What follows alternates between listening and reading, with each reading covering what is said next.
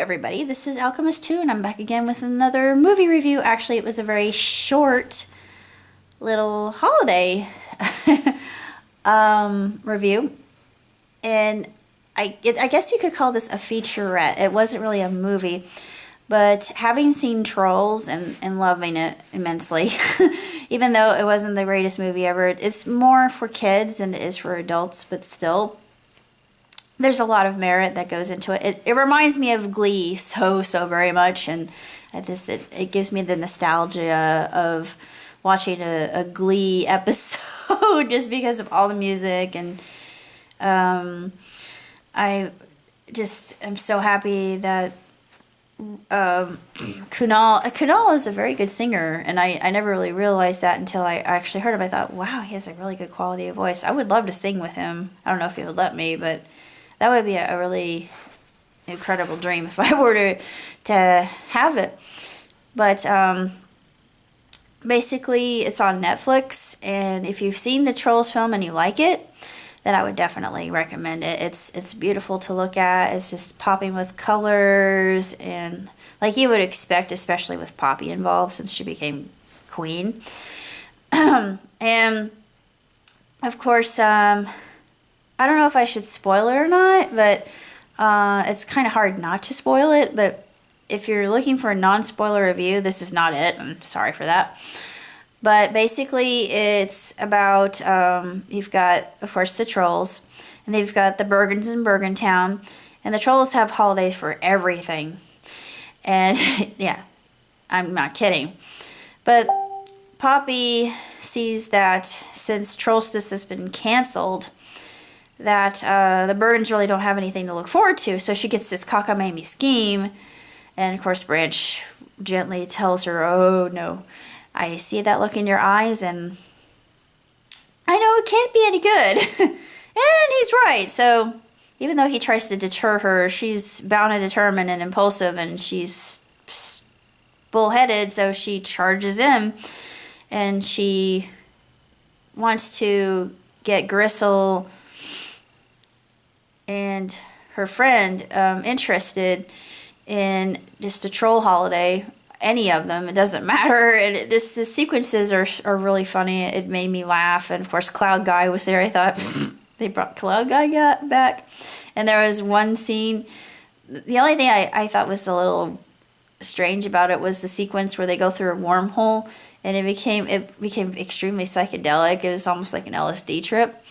Like, I would know, I don't do that stuff, but I think this is probably what it's like to be on acid. But yeah, like, I have any experience in that.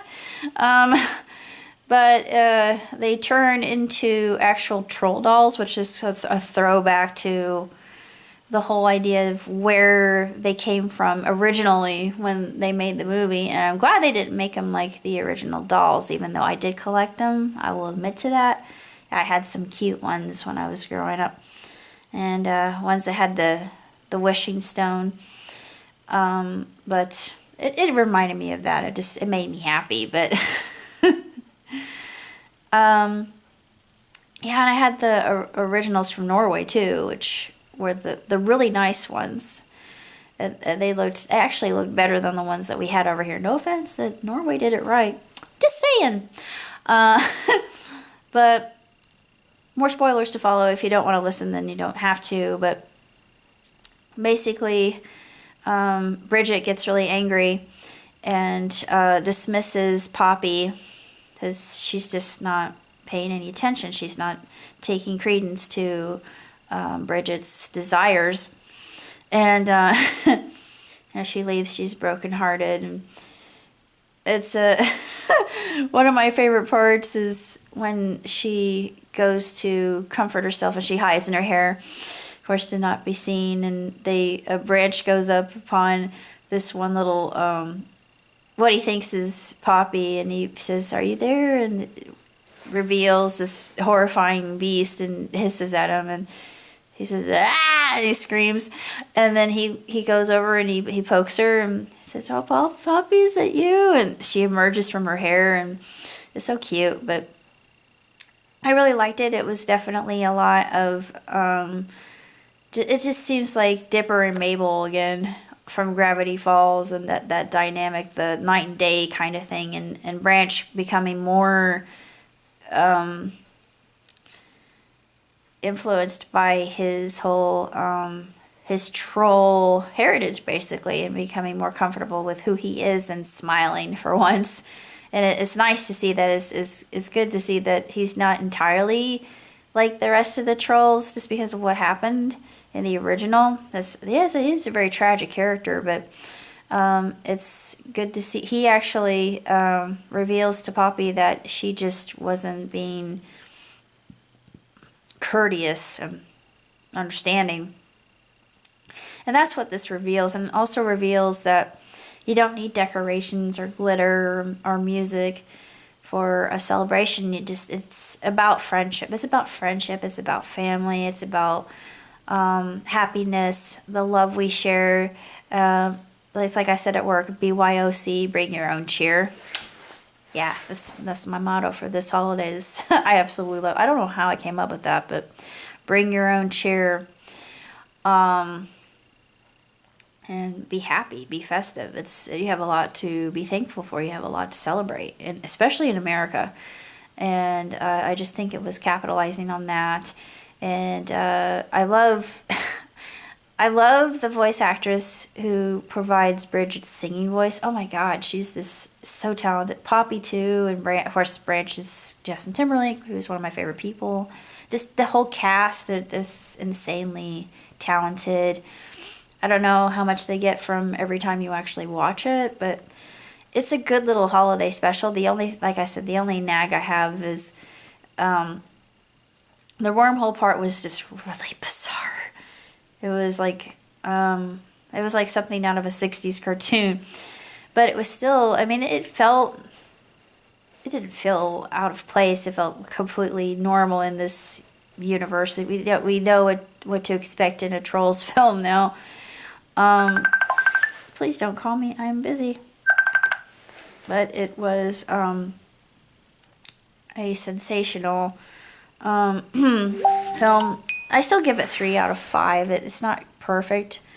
There are a lot of things lacking. The music is great. I mean, as usual, especially the end.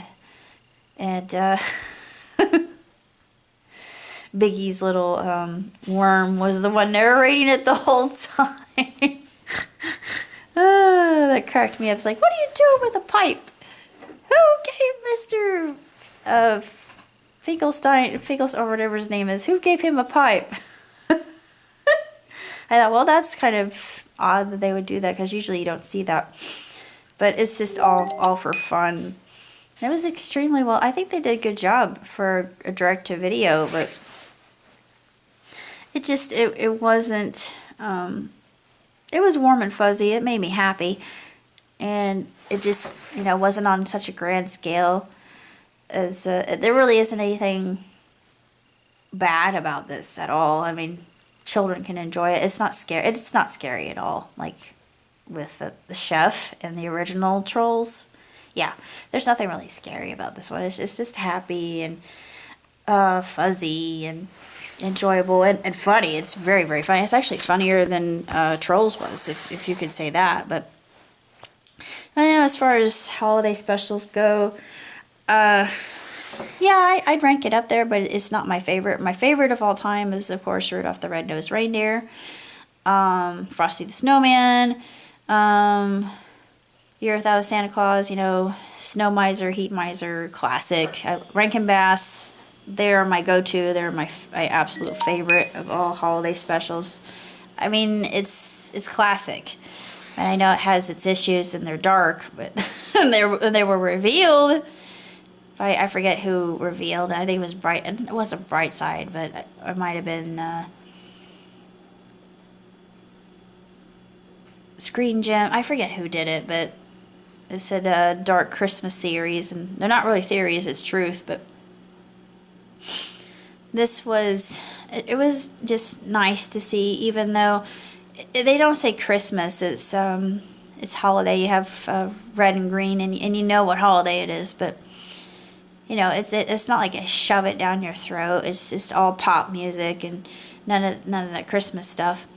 but it's good. It's nice to see that a little bit of variety, and it's unique and it stands out on its own, which makes it nice. It makes it kind of sparkle on its own. I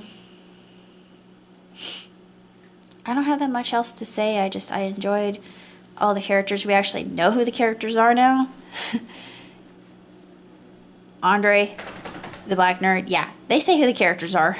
Well, they did in the original, but yeah, they really do in this one, so now you know who they are. But that's about all I got to say. Like I said, my grade is 3 out of 5.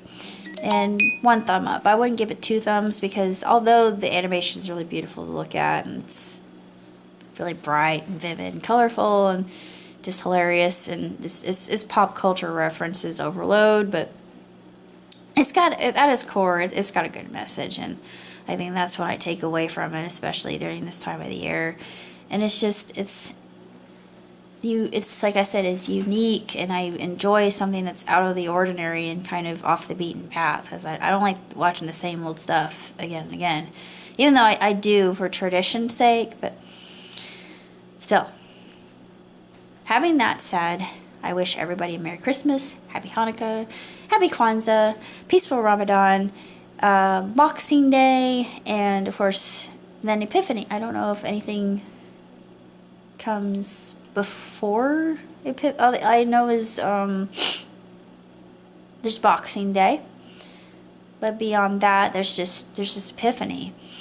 Of course there might be, well, Three Kings Day is the same thing, but that's it. That's all I gotta say. Until next time, live on and prosper. Ciao, Tootsie.